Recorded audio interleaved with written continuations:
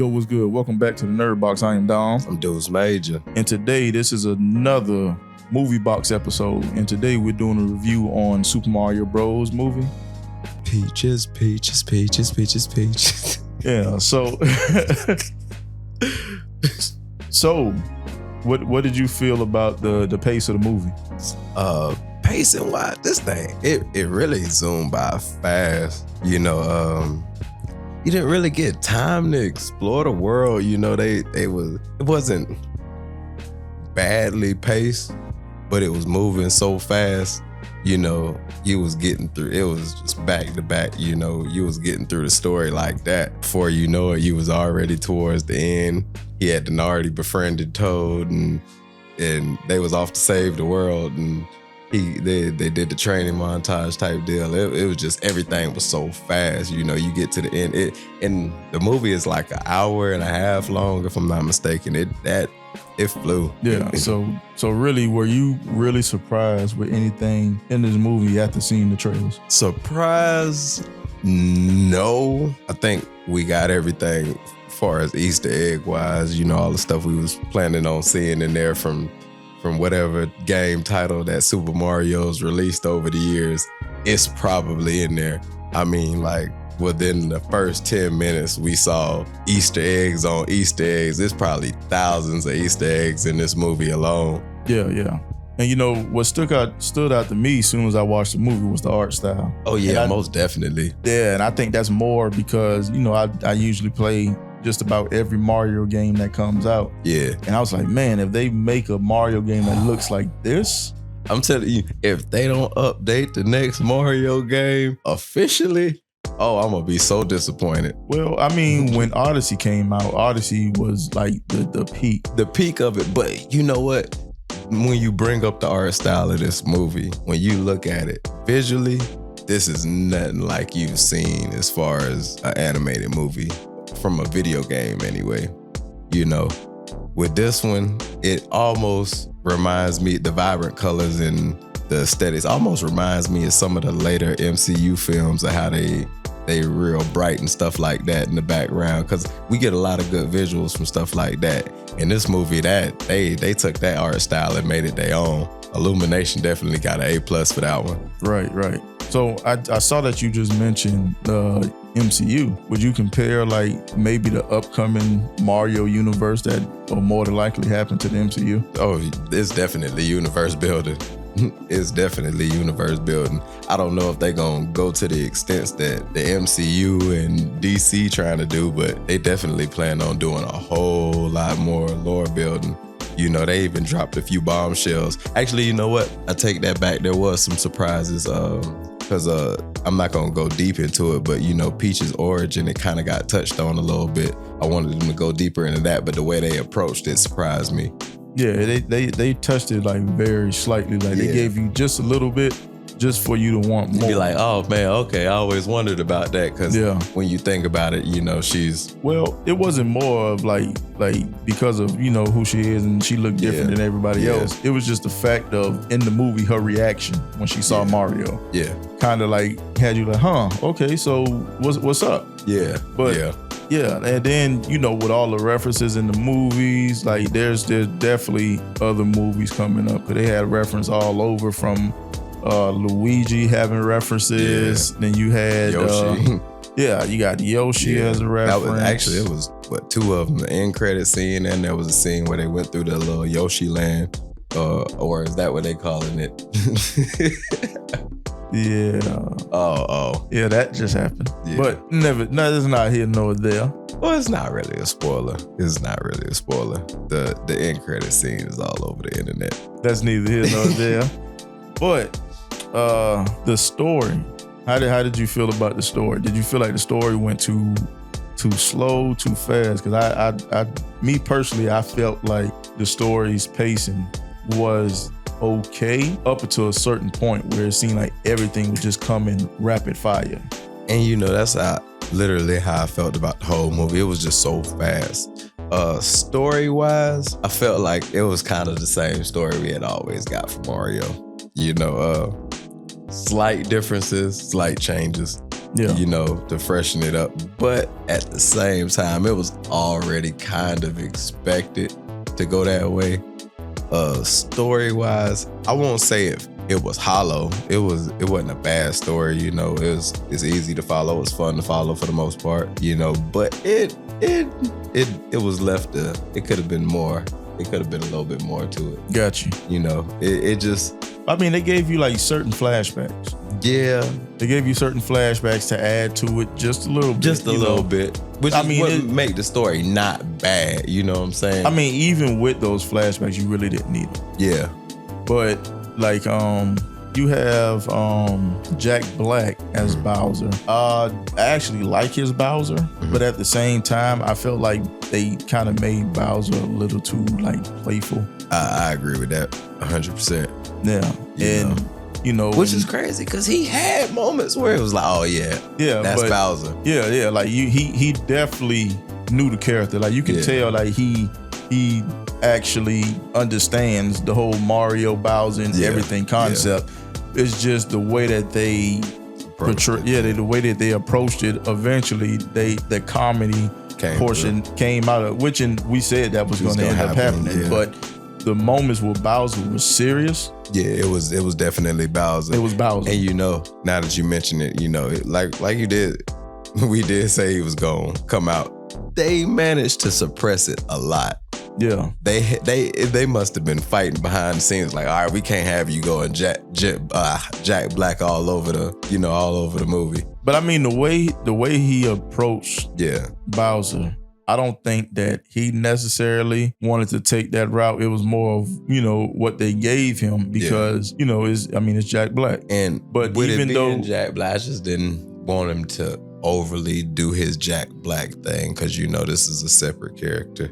And I don't mind it being humor here and there, but I didn't want it to drown out the character. Yeah. And there was moments we didn't need from Bowser.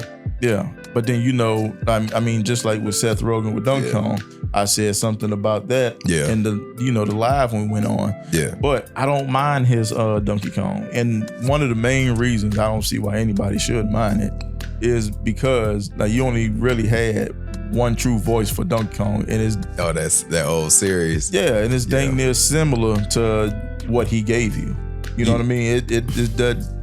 He didn't do like a voice impression, but he really didn't have to because Donkey Kong really didn't have a voice. True. I mean, when you go back to all of these Mario games, literally the only one that actually had a voice was probably like Peach when she called Mario.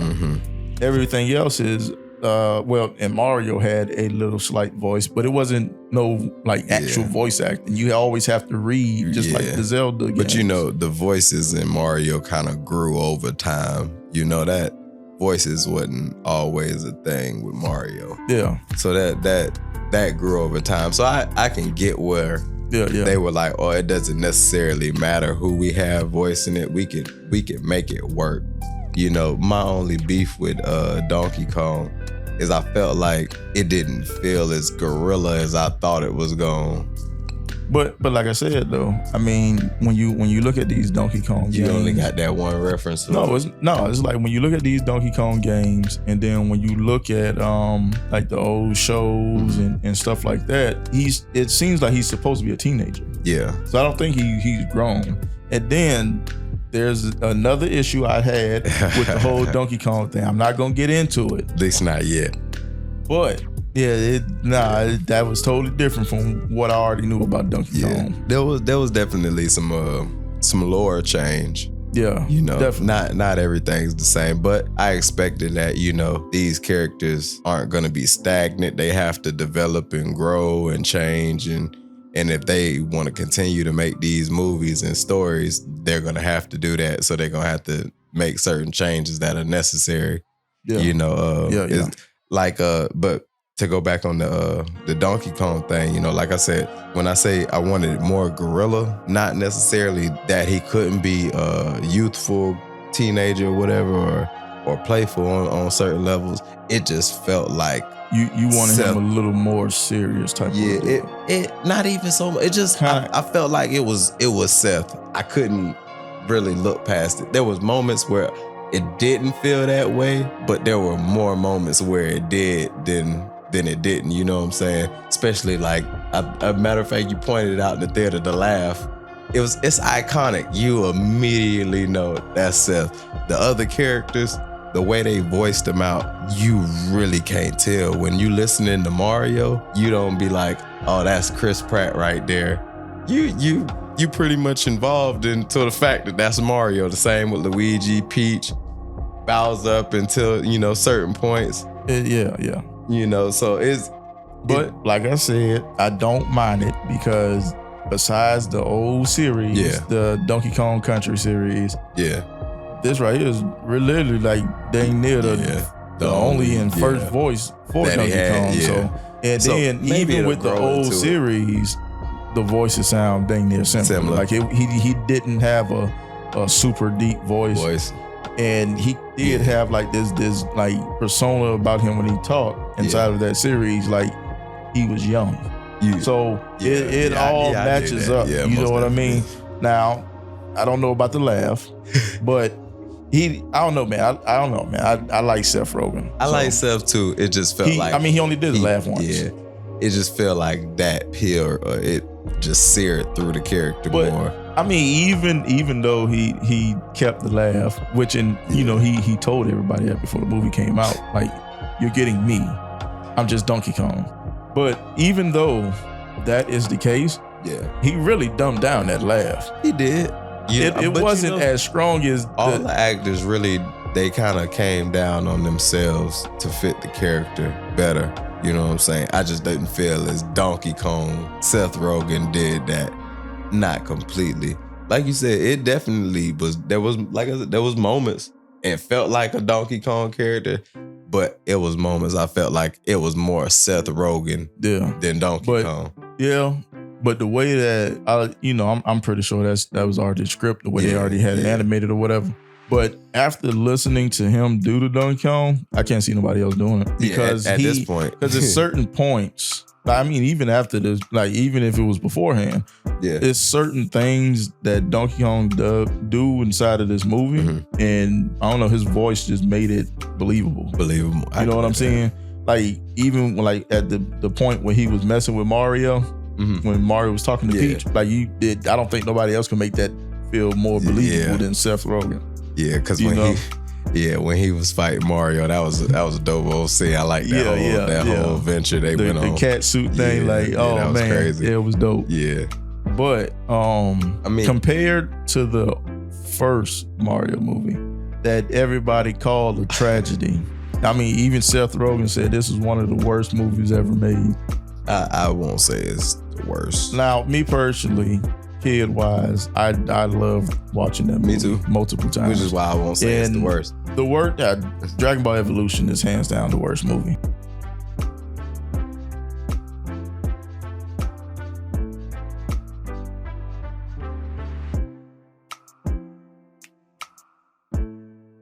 But hot garbage. Do you feel like with this movie compared to that one, did they redeem themselves? Oh yeah, absolutely. With the first one, man, I think the focus, especially at that time, you got to remember the time period. We in a time where it's okay to be close to the source material and not have to change it so much for the movie. Then it was, you got this version of it, then you got the big screen. And then when it comes to the big screen, they always had to go the extra mile to make it so much more different. And I think they just went so hard on trying to be realistic with the Mario movie. It seemed unrealistic. With this one, it's closer to the source material. You could do so much more with animation anyway. Yeah. It leaves you a lot more freedom to move. The only thing I didn't care for was the pacing of it, Yeah. The other one, it stretched out. It flushed the characters out a tad bit better. This movie, I'm not gonna say it didn't flush the characters. It was just so fast. So I feel like the way that they did this movie, they kind of really only had one way to do it, which was the way that they did it. Now, if they do another movie, I feel like it'll be more flushed out. Because then at that point, they already established we in the Mushroom Kingdom. I'm thinking they did it the way they did it. They just like, okay, we gotta establish everybody that everybody knows and loves as far as the main group that everyone wants to see. Toad, Peach, Donkey Kong, you know, anybody associated with Donkey Kong.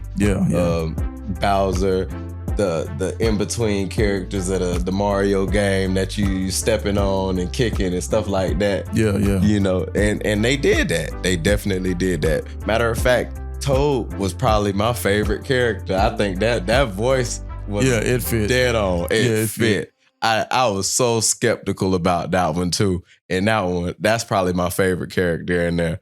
But, you know, with stuff like that, they introduced them how they were supposed to introduce them in this movie. I agree. I think the second movie, you'll get a little bit more break, especially with Peach. It's gonna be get more breakdown. The second movie, like the first movie was good. The second movie is definitely gonna be a little bit more flushed out. Now, before we get to the rating, right? I've seen comparisons. To what? You know, there's a video game adaptation. You know what I mean? I've seen comparisons. To like the last of No, Mario. It was Mario movie and Sonic. That's like apples and oranges for me. And you know, and it's a weird comparison because Sonic is actually a live action. Yeah. Besides, you know, the animated characters. Yeah. And they were comparing the Mario, they was like, which one is better, the Sonic 2 or that? It's like for me, it's like apples and oranges, bro. Yeah. It's like you got to stay in your lane. Yeah, you got to. You got to stay in your lane. I would see if Mario did some live action type stuff. Yeah, what was that? That was Mario Odyssey, wasn't it? Or Universe? It was Mario Odyssey. Yeah, when he actually went to that world. Yeah. But that would be more weird, and just that level, that world showed that. Yeah, because you got regular people, regular shaped people, like thin, and then you got Mario come in here with his little thick ass and. You know what I'm saying? Like it just looked weird. Like Peach even pointed that out. That dude was tiny. Peach pointed that out. You know what I mean? But from a rating from 1 to 10, what are you giving this? Give it a solid 7.5. I'm gonna give it an 8. Yeah. I'm gonna give it an 8. Yeah. I think that's fair. 8.5. Somewhere up in there. You know, and probably an 8. More likely it's an 8 because of like the weird pacing. But you know why they did that. Yeah. And I don't know, man. I just wanted more serious moments from Bowser. I think the reason I gave it a 7.5 is the story. You know, I just kind of wanted a little bit more meat and potatoes to the story. You know, it was good, but just felt like they had so much room to do more. You know, in movies, we've said this. Movies aren't the same length that they used to be. You don't have to stick within the confines of. I don't even think it's more of that because you got to think the target audience is kids, is children, and you want the movie to be understandable. No, Illumination like this. Yeah.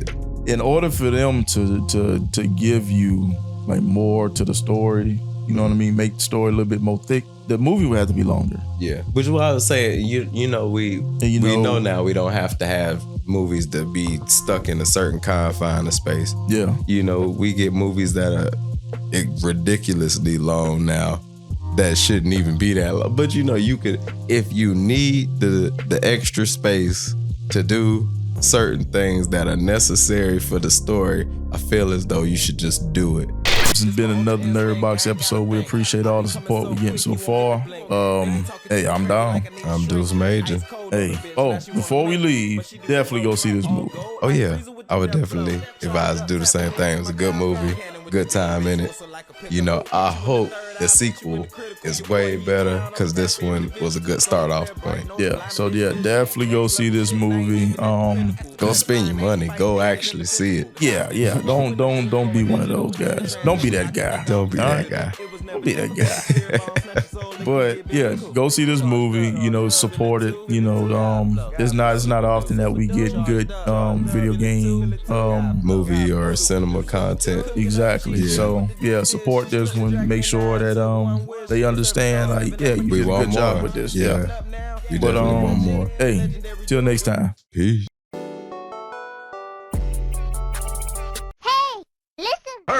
Ain't mean to kill him, but I'm nice with the machete. Major won't die cause the boy war ready. Head on the swivel, about to pull a Machiavelli. I'm a ghost in disguise, couldn't tell you when I died, but I woke up this morning dead fresh out the casket.